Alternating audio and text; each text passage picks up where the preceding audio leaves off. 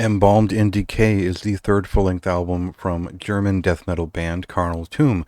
This Berlin-based quartet began years ago in a style that I guess most would compare to something like Grave, but it still had a little bit of the United States touch to some of their death metal. It was certainly a Scandinavian style death metal record.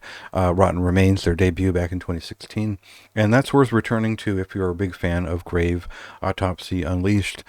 They have those, the way that Unleashed and Autopsy kind of strike at a song and move with it is an important part of what Carnal Tomb do as well. But their style has changed over time. They leaned a little bit more towards a doomed, slower pace on Abhorrent Veneration. I compared that sound to Van Helged at the time, and they've released splits with bands like Crematory Stench and Gravehammer, which further indicates kind of the realm where they see their music. And I think that comparisons to Grave and Autopsy still apply, but there are touches in their work beyond that point that point towards something that wants to be a little bit more technical, wants to be a little bit more thoughtful and complex. And let's cut into a new song from the band, and you'll kind of see how that's evolved into I would say, a very old school way of being technical.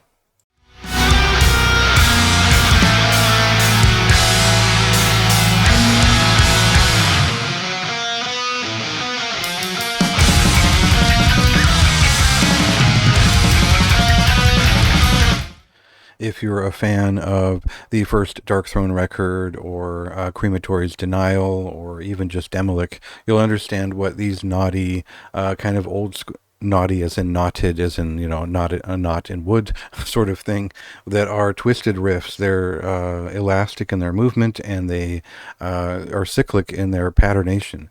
And I think that is part of what makes this record interesting, is that when it gets to work up its intensity, they lean onto those riffs, which I initially associate with the necroticism era of Carcass, more or less, and you can find your own association elsewhere in early Finnish doom metal or Swedish death metal as well.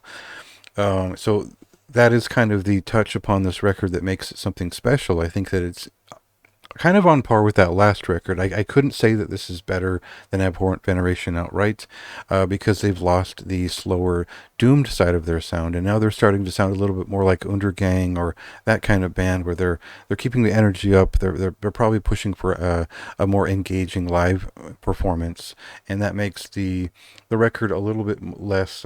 It feels a little bit less deep in terms of the amount of variation we get, but we do get a lot more energetic, aggressive, and, like I said, elastic banded style of riffs, which keep it entertaining throughout, I would say.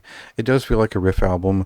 I don't know if it's the most memorable riff album you'll hear all year, but it certainly is catchy enough to sit with and enjoy. And I think the second half of the record is really what convinced me to stick around. I think that they've done such a good job of engaging the ear with these riffs, and still sticking with the old school death metal style, not really compromising their sound. It's hard to criticize and say that this is lesser than, or to this or that. It's a pretty straightforward standard of within the bounds of classic death metal, but they've reached that higher point, that kind of like 1993 peak and 94 extra, that I think a lot of modern death metal bands would do well to study a little bit closer in the same way.